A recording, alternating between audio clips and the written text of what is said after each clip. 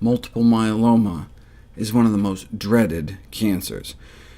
It's a cancer of our antibody-producing plasma cells, considered one of the most intractable blood diseases for many years. The precursor disease is called monoclonal gammopathy of undetermined significance, or MGUS. When it was named, its significance was undetermined, but now we know.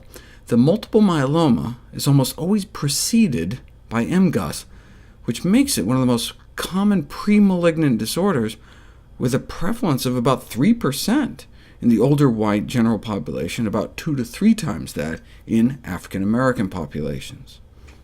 MGUS itself is asymptomatic. You don't even know you have it until your doctor finds it incidentally doing routine blood work.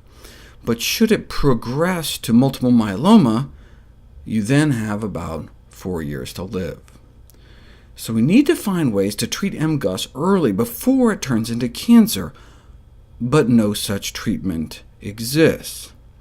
Rather, patients are just kind of placed in a holding pattern with frequent checkups. But if all you're going to do is watch and wait, might as well try out some dietary changes. The potential role of curcumin, the yellow pigment in the spice turmeric, in patients with MGUS. Why curcumin? Well, it's relatively safe, considering that it's been consumed as a dietary spice for centuries, and it kills multiple myeloma cells. Here's the unimpeded growth of 4 different cell lines of multiple myeloma. You start out with 5,000 cancer cells at the beginning of the week, which then doubles, triples, quadruples in a matter of days. But if you add a little bit of curcumin, or a lot of curcumin, the growth is stunted or stopped. But this is in a petri dish. Still, exciting enough to justify trying it out in a clinical trial, and 6 years later, researchers did. One can measure the progression of the disease by the rise in blood levels of what's called paraprotein, which is what's made by MGUS and myeloma cells. About 1 in 3 of the patients responded to the curcumin with dropping paraprotein levels, whereas there was no response in the placebo group. These positive findings prompted them to commence a double-blind, randomized controlled trial, and here it is. And they saw the same kind of positive biomarker response in both MGUS patients as well as those with so-called smoldering multiple myeloma in an early stage of the disease.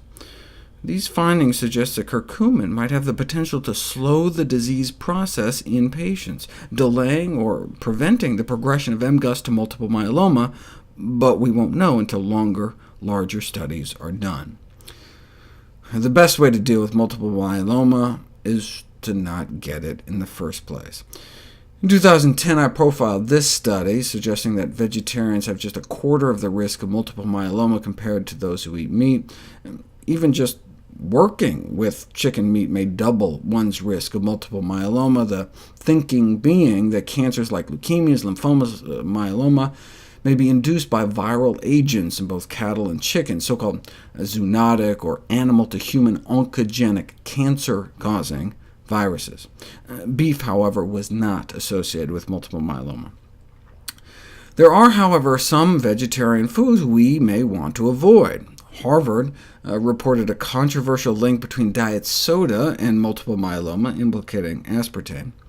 French fries and potato chips should not be the way we get our vegetables, nor should we probably pickle them. While the intake of shallots and garlic and soy foods and green tea was associated with significantly reduced risk of multiple myeloma, intake of pickled vegetables 3 times a week or more was associated with increased risk.